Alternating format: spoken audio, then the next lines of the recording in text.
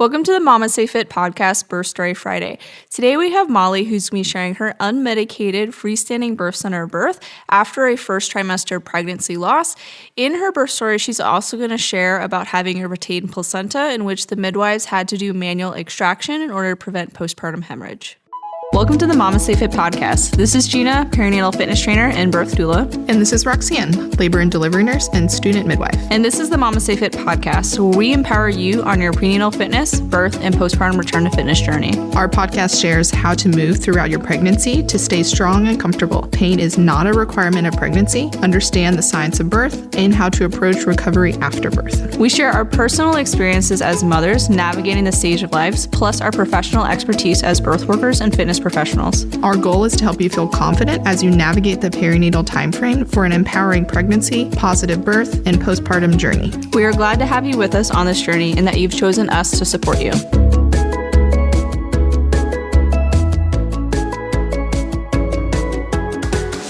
Today we have Molly, who's going to be sharing her unmedicated birth center birth at the Monterey Birth and Wellness Center, where I also delivered Colin. A freestanding birth center is a place of birth that is not attached to a hospital. So some hospitals will refer to their labor and delivery units as birth centers, but they are not the same thing as a freestanding birth center. This is not associated with a hospital and is usually run by midwives. The difference between a freestanding birth center versus delivering in a hospital is that at a freestanding birth center, they have less interventions that they're going to utilize during your birth, and they support more of a normal physiologic birth process versus the hospital, where they're potentially offering more medical interventions in your birthing process. So who can deliver at a freestanding birth center? This is the same usual criteria that any out-of-hospital birth will have, to include home birth. So it's usually a low-risk patient, so no complications during your pregnancy, usually just one baby that is a head-down position. But some birth centers or home birth midwives might have different criteria where if baby is in a different position or you have two babies, you might still be able to deliver there. In a freestanding birth center versus a home birth, usually the freestanding birth center may have more options for emergencies. Like they may have more medication on hand or more equipment on hand because it is a building that all of that equipment is just staying at, versus a home birth might not be able to bring like an entire infant warmer with her to your home. That's just not physically possible unless she is the Hulk. Whereas at a birth center, they have that capability to have like an infant warmer with oxygen to help resuscitate baby if necessary, and also might have more tools available to respond to an emergency with you as well. So when having a conversation with your provider, if you're choosing out-of-hospital birth, it can be really helpful to go over what is their emergency protocol. Like, why would they transfer? What type of care can they provide to you in an emergency situation? And this can, one, help you feel more comfortable giving birth in the out-of-hospital setting if that is your choice. Or maybe you may decide that you do want to give birth in a hospital instead, knowing that comfort of if something happens, you have more emergency care available to you. In Molly's birth story, she will be using the term wifey to refer to her midwives. This is a common term that some midwives choose to use instead of saying, I'm a midwife, like, oh, we are the wifeys is something that they may use. And it is commonly used at the Monterey Birth and Wellness Center. Let's take a break from this birth story to share how MamasteFit helps you prepare for your birth with our prenatal fitness, pelvic floor prep, and childbirth education course. Our prenatal fitness programs help you stay strong and comfortable and prepare you for birth. We offer our program in two formats: in the Team Builder app as a list of exercises with demo videos. This is a traditional workout delivery format and most popular with our gym athletes who want to continue to lift weights throughout their pregnancy. And then we deliver our program as an on-demand format with full-length workout videos that you follow at the same time. Our programs can be started at any time. If you are doing our app-based program, they sync to your current week of pregnancy. If you're doing our on-demand program, they sync to your current trimester. The exercise offer various modifications that we have developed after working with hundreds of in-person prenatal fitness clients and thousands of online clients. This is a unique aspect of MamasteFit. All of our fitness programs have been tested and refined by in-person clients as one of the only exclusively prenatal and postpartum fitness training facilities in the United States. Use code STORY10 to save 10% off all of our courses and fitness programs. You can bundle our childbirth education course with our prenatal fitness programs and pelvic floor prep to save even more. Welcome to the MamasteFit Podcast. This is Birth Story Friday. We have Molly here who's going to be sharing her birth at a freestanding birth center, which was actually the same one that Roxanne gave birth at and was a birth assistant at. So Molly, thank you so much for being here. Thank you for having me. It's my pleasure. So tell us your story. How was your first pregnancy and preparation for your very first birth? So my husband and I, we started trying and then pretty quickly we got our positive pregnancy test and we were thrilled. We almost right away told our immediate family that we were pregnant and we just kind of jumped right into planning what life was going to be like with a baby.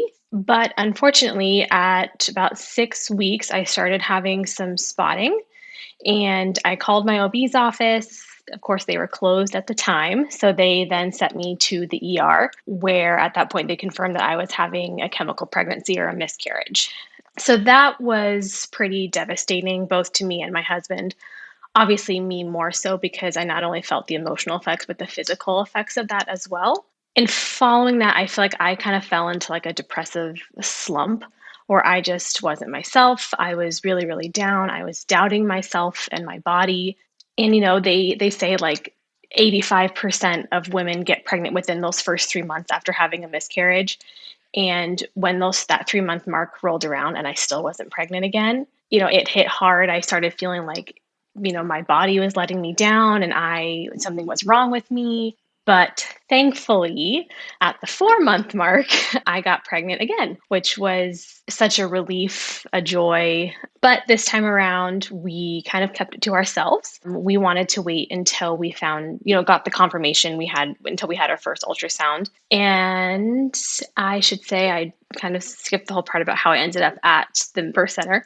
Through the miscarriage, I kind of felt dismissed by the OB I was with, who I had previously really enjoyed my time with. I had immediately asked, can we run blood work or just do something just to be proactive to make sure that there wasn't a bigger problem going on? And she was like, I think it's fine, but we can run your thyroid just in case. So she did and said my numbers looked great. Over the course of the few months in between the loss and getting pregnant again, I just felt like I needed a little extra TLC because I needed some help. And so I had scheduled a preconception appointment with the Monterey Birth and Wellness Center just to kind of touch base and see if they had any suggestions of things I could do to help me get pregnant. I walked in there, I showed them the labs that my OB ran, and within 3 seconds said, you need to be on thyroid medication. So sent me over to an endocrinologist, got me on thyroid medication, and then it was that next month that I got pregnant. So through that, I kind of made the decision to switch my care for my pregnancy from my OB to the Monterey Birth and Wellness Center, which is probably the best decision I could have made. So throughout my pregnancy itself, I was pretty ill. It was pretty rough, especially that first trimester. I just remember walking around with a box of just dry cereal and I just could munch on that all day. That was the only thing I could keep down. Water was nauseating. Any food was nauseating. But I kind of looked at the nausea as a blessing because on the days that I didn't feel horrible, I immediately went into, oh my gosh, something is wrong. I might lose this pregnancy again also. So I feel like that was probably a blessing in disguise that I did feel so horrible. But thankfully, we did kind of come out of that into the second trimester. Through the end, had some major food aversions, but manageable. I was pretty lethargic all the way through. I ended up with pregnancy-induced anemia, but some iron supplementation helped with that, so that was good. Throughout pregnancy, I did do a lot to kind of get my mind, body, spirit ready to deliver at the birth center. Because it was out of hospital, we don't have the same options for any sort of pain medications, with the exception of nitrous oxide I think they offer. So I did do a lot of walking when I could tolerate exercise because I was pretty fatigued. I did a lot of the exercises. I think I was just a few weeks behind Gina in my pregnancy, what you were with Sophie. So whenever you would post a workout, I was like, okay, I could try to do that. So that was definitely helpful for me to get through. But then I did a lot of just like gentle yoga to help stretch, relax, a lot of massage, acupuncture. I listened to just like hypnobirthing tracks while I was doing stretching and stuff like that. What else do I need to touch on? Help me out here. So, how were we a resource to you during your pregnancy? Well, the midwives were actually the ones who referred me to you guys. One of my first prenatal appointments, I was talking about what I could do for exercise and that sort of thing. And one of my midwives suggested your page, knowing that I was just a few weeks ahead of Gina in my pregnancy. So I used your Instagram page pretty much daily for fitness tips, for stretching tips, just to kind of help prep my body for labor and delivery. That's really awesome that just our Instagram page was able to help you out so much. Yeah, it was awesome. Thank goodness for social media. So let's hear your birth story. How was your birth? So you obviously went into spontaneous labor if you're giving birth at a birth center. So tell us the story. Yes. So when I was, let's see, about 39 weeks and 5 days, it was a day or two after I had gotten some acupuncture just to kind of help get things started because I was really worried that I was going to go like weeks and weeks over. I don't know why I had that in my head, but I thought it was going to be a full 2 weeks past my due date. So I was doing things like evening primrose oil, the mile circuit, curb walking, all the things to try to induce labor on its own. So at about 39 weeks and 5 days after like a long 5-mile walk, I got home and lost part of my mucus plug. And I was so excited, texted my doula, but I was like, but I know it could still be weeks away. Like I'm excited, but I don't want to get too excited knowing it could still be a while. But then I started having some stronger, like Braxton Hicks, at least what I thought were just Braxton Hicks contractions. So those kind of continued throughout the day and into the night. And funnily enough, that night, my dog was like really clingy to me. And I was like, does she know something that I don't know? And I was like, just kind of brushed it off. Hindsight, I was like, she definitely knew something was up. That we also had my husband and I, we had our last date night that night. We went out to dinner and just kind of came home and relaxed. It was great. The next day, so we 39 weeks and 6 days, we just kind of had a nice day, my husband and I together, took another really long walk. And at this point, I was kind of thought they were stronger Braxton Hicks contractions, but I was like, I don't want to get my hopes up, but like, there's definitely something happening. We went and had dinner with his family like we do every Sunday. This whole time, I'm still having, again, what I thought were just Braxton Hicks contractions. We got home to watch a show, and when I got off the couch, it's about 9 p.m. on Sunday, I felt, I guess, kind of like a pop pretty high up, and then I immediately thought I peed my pants. I got up off the couch and thought I peed my pants, and I was like, that's a little weird. So I went to the bathroom, and I was like, no, I don't think that I peed. I guess that must have been my water. So at that point, I just got in the shower. And as I'm in the shower, I'm thinking, I probably should tell someone that this happened. So I called my midwives and let them know. And they just said, okay, just try to get some rest. Things could start picking up, but just keep us posted. We'll check in a couple hours. So I had told my husband, you need to make sure you get some sleep because about an hour prior to this, he was telling me that, I really hope it's not tonight because I'm kind of tired. I got some work to do tomorrow. So it'd not be a great night. So I said, okay, you should get some sleep and then we'll just kind of see how it goes. So at about 10:30, I got in bed and I thought I was going to try to sleep, but I immediately just was having, they weren't uncomfortable. It weren't painful, but they were uncomfortable to the point where I couldn't sleep through them. But I was able just to kind of breathe through them quietly. So I did that in bed for about an hour. Just after 11 o'clock, things were starting to pick up pretty quickly. So I moved to the bathroom just to kind of be able to have a little more range of motion. I texted my doula at that point just to let her know that things, were happening, but I'll keep her posted because I wasn't needing support just yet.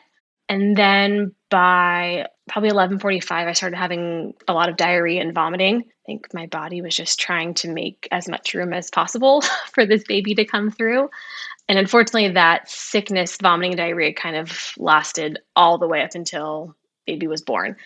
But by 12 o'clock, I was definitely needing some support. So I woke my husband up, let him know things are definitely picking up.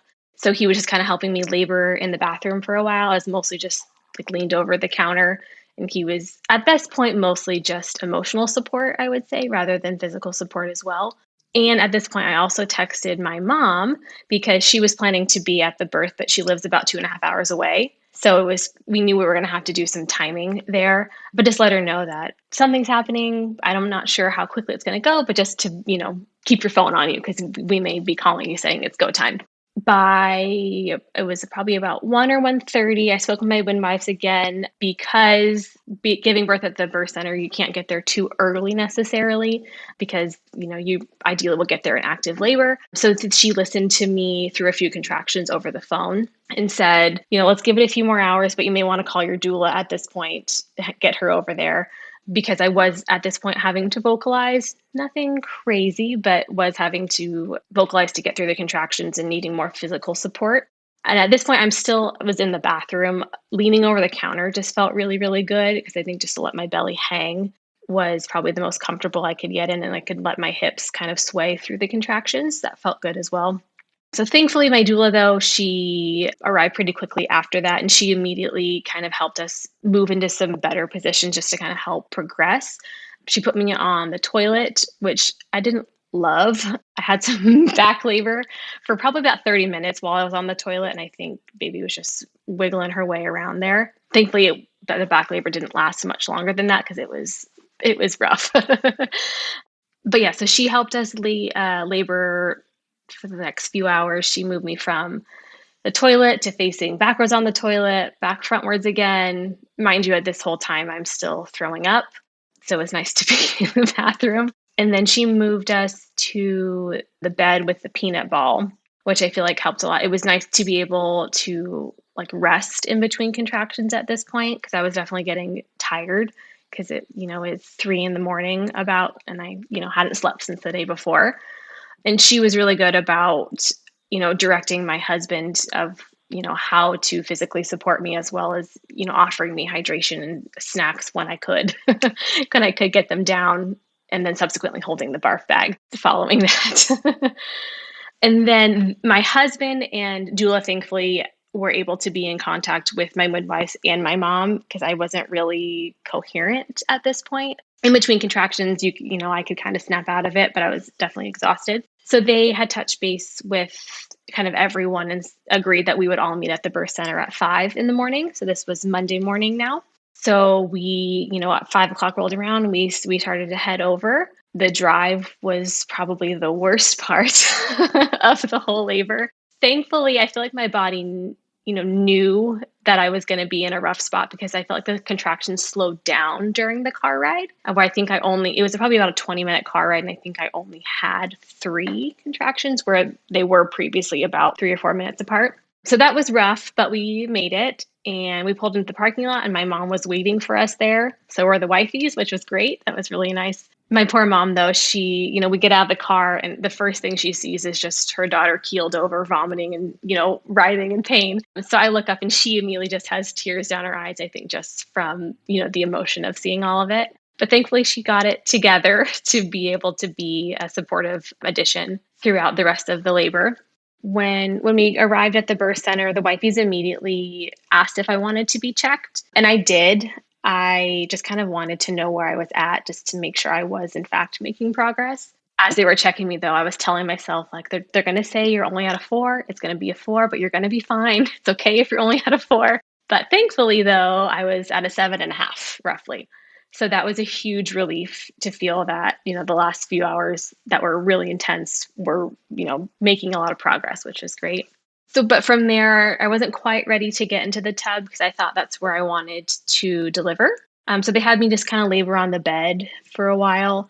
And at this point, I was definitely in, I guess they call it labor land. Because I guess they kept asking me, do you want to get in the shower? Do you want to try the shower? And I have no recollection of them asking me. Apparently, I just grunted in response, I guess my body knew something because while I was on the bed, my body just started pushing. I wasn't trying to, it was kind of just happening. So at that point, they let me move into the tub. The tub initially felt really good. I felt like I had some relief during the contractions. But I also felt like I couldn't get grounded enough in the tub. I felt like I was floating around too much. I contracted in the tub for a while, or labored in the tub for a while, just in different positions, trying to move around as best I could. The whole time my body was just pushing and pushing and pushing, and I felt like nothing was really happening. And then at some point, it had probably been, I would say probably about 2 hours I was in the tub. I remember thinking like someone's going to have to get this baby out. Like I'm done. I'm tired. I need someone to get this baby out right now. But then I thought about it and I was like, you know what? No, because that means I would have to get back in the car and drive to the hospital and then go through the admittance process. Like, no. That sounds like way more work. We're just going to get the baby out ourselves. We're just going to do it.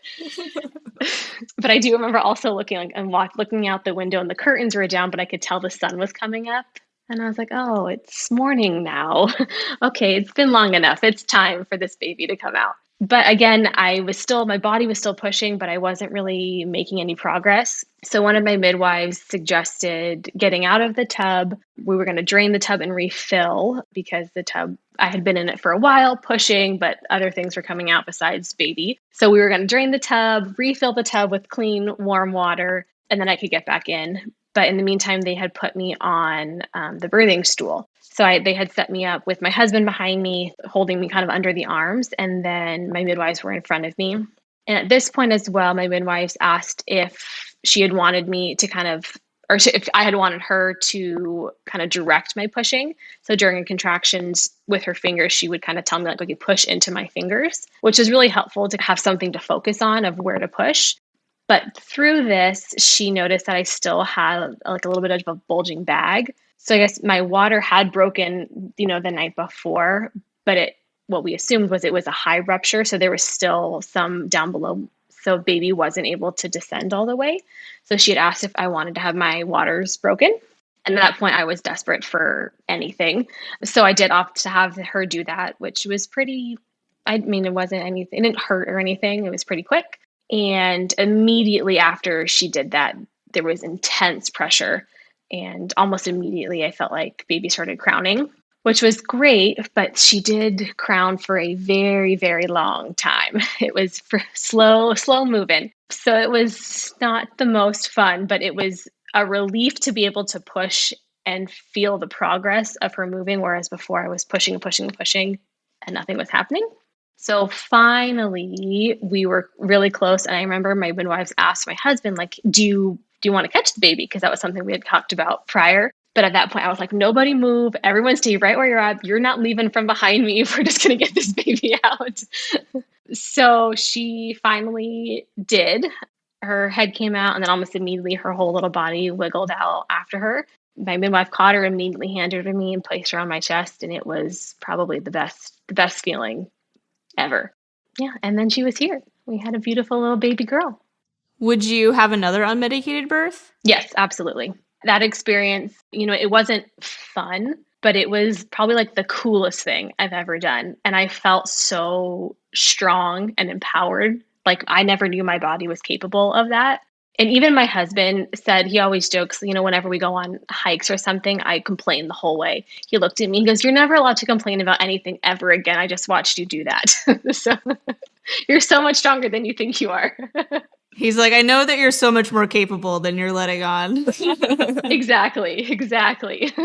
So what happened after a baby was born? Normally like the placenta comes in a couple of minutes and like the placenta comes out, they put it in a bag just like next to you and you just kind of hang out in the bed for a while. But what kind of happened for you?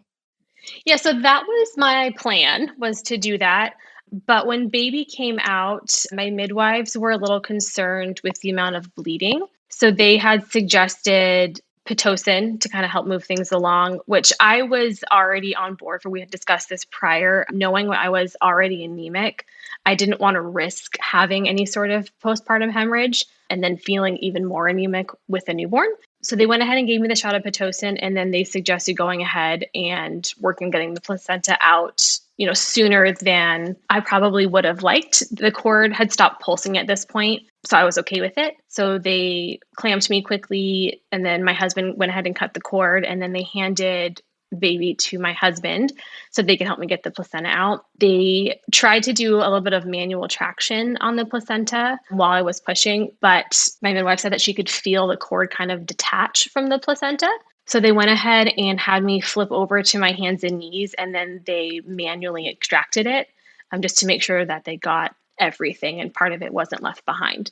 which I had watched like videos or like illustrations of this happening prior to birth. And I was like, that seems so miserable to have someone literally elbow deep in you. I had no idea she had manually extracted it. I couldn't feel it because I was already so dilated, I guess. I really didn't know what was happening. I was just focusing on pushing as best I could, but it wasn't anything uncomfortable, especially compared to what just came out. I almost wonder if because she put you in hands and knees that maybe it was a little bit more comfortable, because I know in the hospital usually manual removals are not comfortable for people. Really? So I wonder if it was the position. So I'm very curious on that. It could be, yeah, because there was nothing like pushing anywhere. Yeah. I couldn't feel her, pushing on like my spine or anything like that to get it out. So Yeah. that could be it. Yeah. Did you have any issues with hemorrhage after that? Thankfully, I did not. Once the placenta was actually out and they kind of evaluated things, they realized it wasn't as severe as they were concerned it might have been. And so thankfully, bleeding stopped pretty quickly after that. I think they were just trying to be proactive with making sure that nothing more serious arose. So how was the rest of your postpartum in the birth center? So typically you only stay a few hours and then you get kicked out and get sent home, even though their birth center is beautiful. And Kicked out is a strong word. I know, like I would want to stay in there Gently first. done. Yeah. So how was postpartum in the birth center before you went home? Yeah, it was really great. Obviously, like you said, you only get to stay there for about 6 hours after delivery. That first hour, all the midwives, there was 3 that attended my birth. They were all just kind of hanging out in the room with us for that first hour. They would check me, check baby every few minutes, which is honestly just kind of great. We kind of just got to like rehash the last few hours we had together, gush over this beautiful little baby. And then after that first hour, they kind of just left me and my husband and my mom just to kind of relax, chill. They would come in every 30 or so minutes, again, just to kind of check us. We did all like the weighing of baby, measuring and all of that when she was probably a couple hours old at that point. But that way we were able to have that skin to skin time. And then as it was right about 6 hours after she was born. So she was born at 9:37 in the morning. And by about 3 or 3:30, we were headed home. But thankfully I had already had an appointment that was going to be my 40-week appointment the next day. So we just turned that into our postpartum visit. So we just came back the next morning. It was great. And I really liked being able to be home in my own bed. I feel like I would have been so bored in a hospital, especially now because, no one's really able to come visit you with all the COVID restrictions and stuff. We were able to have, my husband's parents and all that come meet our baby when she was home. No, I think that was like one of my favorite parts as well about the birth center is that you like left and we delivered around early morning too. So we were back by like late afternoon, and it's like I left in the morning and came home, and like it was like I was only gone for a couple hours for my daughter, and then like everyone else, I was like, oh, it's like I went to work and had a baby and then came back home to go to sleep. Yep. I remember my doula said something about like, oh, what a great work day. Because like I just going home at a couple hours and get some sleep, and it's like nothing ever happened. Exactly. And sleeping in your own bed is definitely a really nice benefit. Mm-hmm. I know with the birth center, they do a ton more appointments in the postpartum more often than you would normally get with an OB, whereas normally it's like 6 to 8 weeks. You go in, they check some boxes and make sure you're doing okay, and then send you off in like a 15-20 minute appointment.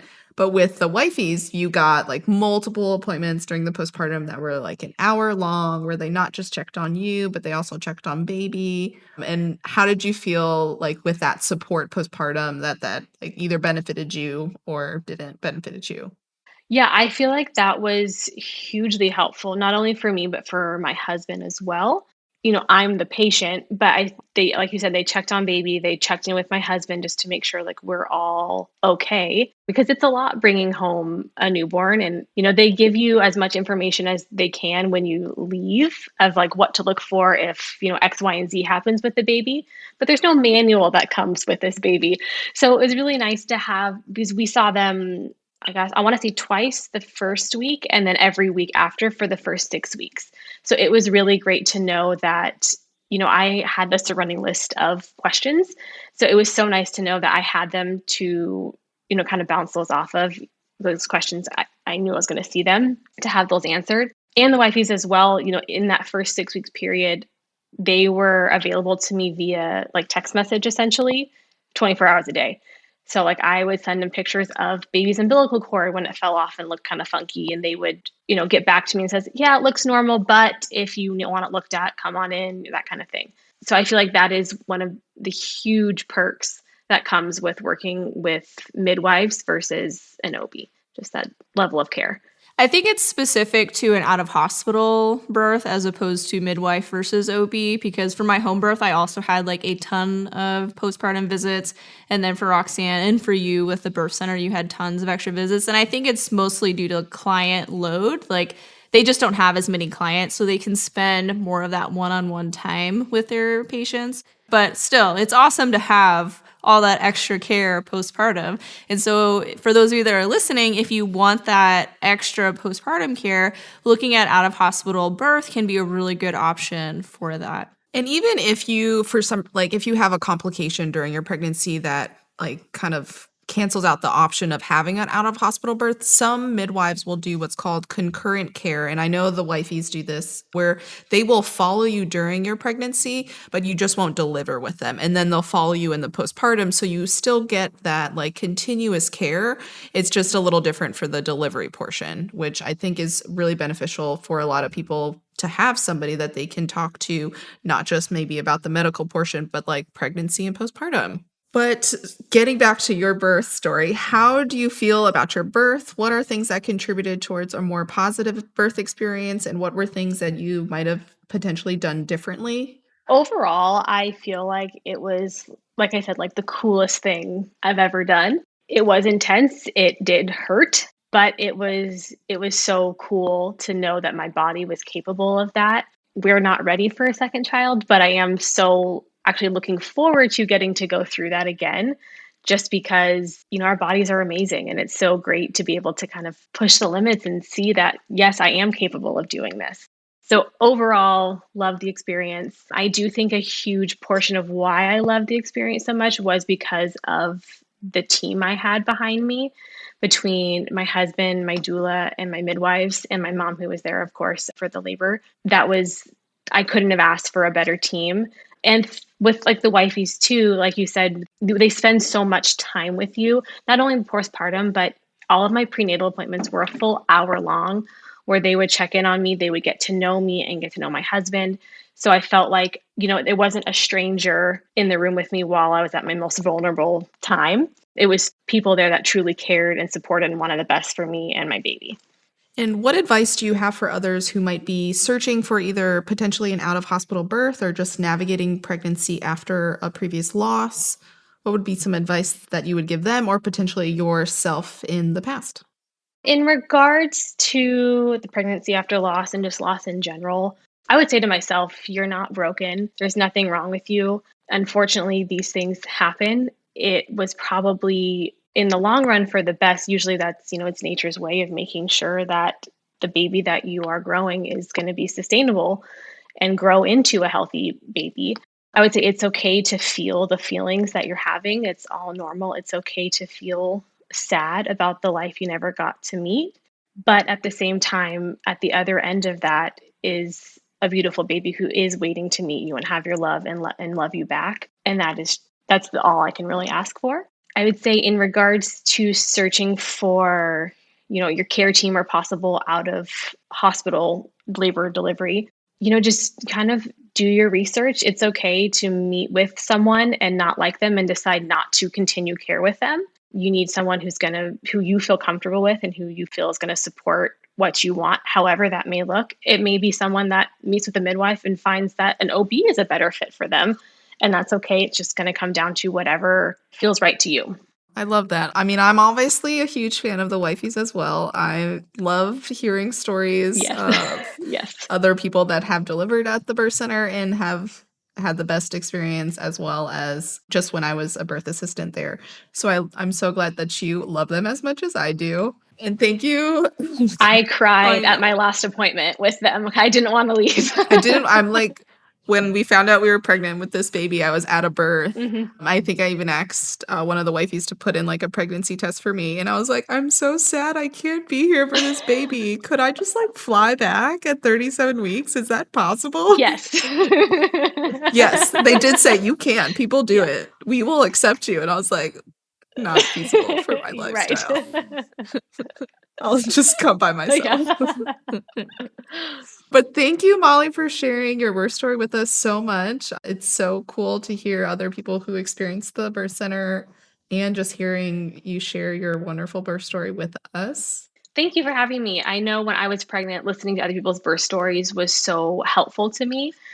So if I'm able to help even just one person, I feel like that is, time well spent. And I want to thank you guys for, the work you do. Again, like I said, the information you guys put out there is hugely helpful to, I'm sure, a lot of people. So I would, support you guys in any way. And this was the way I could do it. Awesome. Well, I definitely appreciate you taking the time to share your story, to follow our Instagram, and to just be willing to come out here and share it with us too. So thanks so much for being here, Molly. My pleasure. Thank you, guys.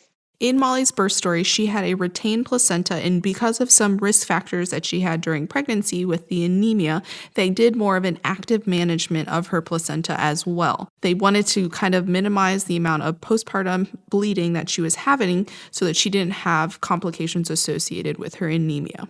How they managed the placenta, they did more of an active management style where they gave Pitocin and then they did some manual traction on the umbilical cord to see if they could encourage the placenta to detach and be born a little bit quicker than if they were waiting for the placenta to detach on its own. And there are benefits to doing an active management style if there are risk factors to avoid a postpartum hemorrhage. With Molly's case, she had heavier bleedings and they needed to do a manual extraction because that placenta was not detaching. And they don't want to leave pieces of the placenta. If they were able to get part of the placenta out, that still leads to an increased risk with postpartum hemorrhage because the uterus is not able to fully contract down if there are still placental fragments inside. So they had to do a manual extraction where they insert their hand into the uterus and kind of pull and manually pull off the placenta from the uterine wall and then pull all of the pieces out. This is not usually a comfortable procedure, but in Molly's case, she did not really notice the pain.